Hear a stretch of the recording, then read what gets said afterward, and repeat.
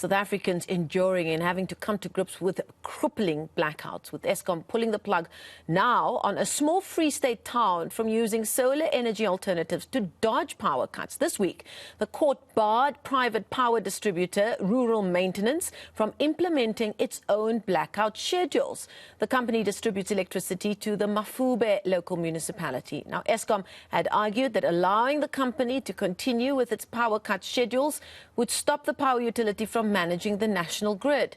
Let's get some more details now from Rural Maintenance CEO Chris Bosch, who joins us virtually from Pretoria. Chris, thank you so much for your time this afternoon. Now this is a test study, or a test case really, that I think a lot of South Africans would find interest in. But to start that, let's lay the foundation for our discussion. Explain to me exactly how the connection works, pardon the pun, the connection works between Rural Maintenance and the Mafube municipality. I'm assuming it's much like city power providing power to certain parts of Gauteng.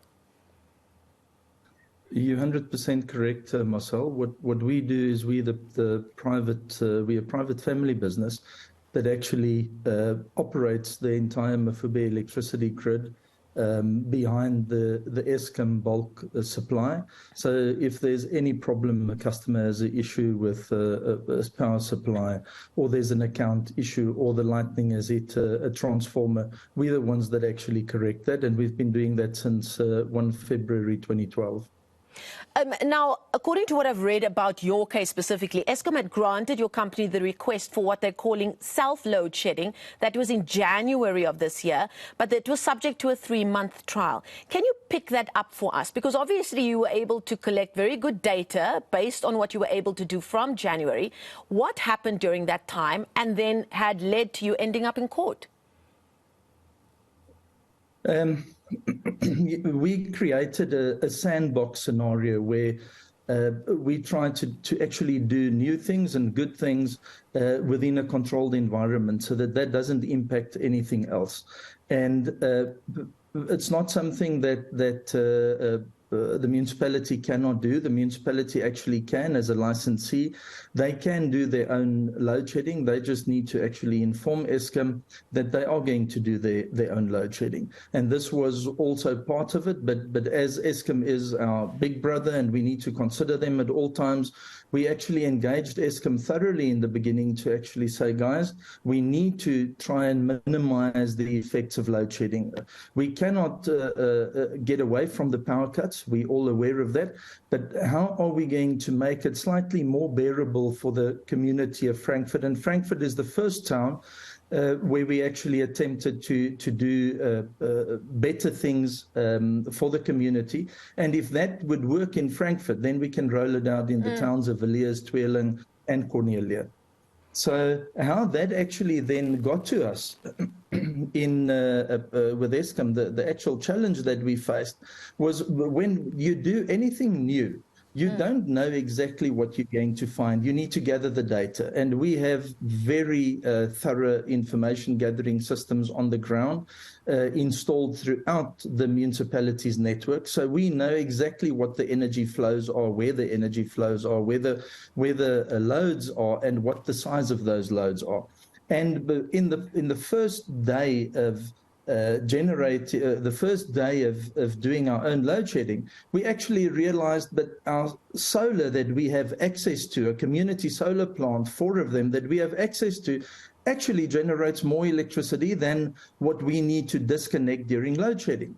And the last of the solar plants that was constructed by the community was commissioned in December of 2022. Which means those plants are just about 2 months old, and we actually, the agreement with the community owners, of which we are also an owner, we asked the guys, we got the farmers and businesses around the table and said, guys, we need this electricity in town. And that was in the beginning of last year. And everybody graciously accepted with the challenges that Frankfurt and the whole of Mafube is facing. And they said, guys, if you can actually use it, then we will provide the power to the Mafube Local Municipality. And incidentally, we're getting the electricity from the 4 sun farms at Eskom's rate less 15%. So we're actually getting the electricity cheaper And that electricity is now coming in. And on the 1st or the 2nd of February of this year, we looked at this and we said, but if we are getting more new electricity onto the grid at the exact time that we need to load shed a specific area, and the sun farm produces more electricity than the area we need to load shed, then obviously why can't we keep that area on? So if we need to load shed 1 megawatt, but we are producing 2 megawatt, for instance, then there's 1 megawatt extra that we're producing that will be there for the benefit of Eskom. That electricity, which we would have taken, Eskom can now redirect to other towns. And we don't actually, during the sunshine hours, when the plant is producing electricity, we don't need to inconvenience businesses. And Eskom couldn't give us a proper response to what we were planning. They weren't even allowing us to actually proceed for the trial period where everything is very nicely contained. All Eskom is saying is that, this big monster of the national grid is going to collapse. Now, surely, if we are only using about 500 kilowatts from Eskom and not the 6 megawatts, how can we collapse the Eskom grid? So I think the minister summed it up as well, saying that there's no credibility now in Eskom. And if they actually put proper, well thought out commentary to us to actually say this is the reason, something that we can actually understand, then why would we have gone to court? You only go to court as a last resort when you don't get the answers. Yeah, because from what I understand, whoever was appearing on Eskom's behalf really couldn't come up with any evidence as to why they were blocking this project from going ahead or staying in place. Have you been able to wrap your brain around it at all? Because it really does just sound as if they are cutting their nose to spite their face and saying, look, we don't want you to set a bad precedent because if you do it, then everybody's going to want to do it. And surely that can't be a bad thing if you look at what the alternative darkness is. If you look at what they're actually saying, Marcel, they're saying we don't have enough electricity to supply South Africa. That's on the one hand.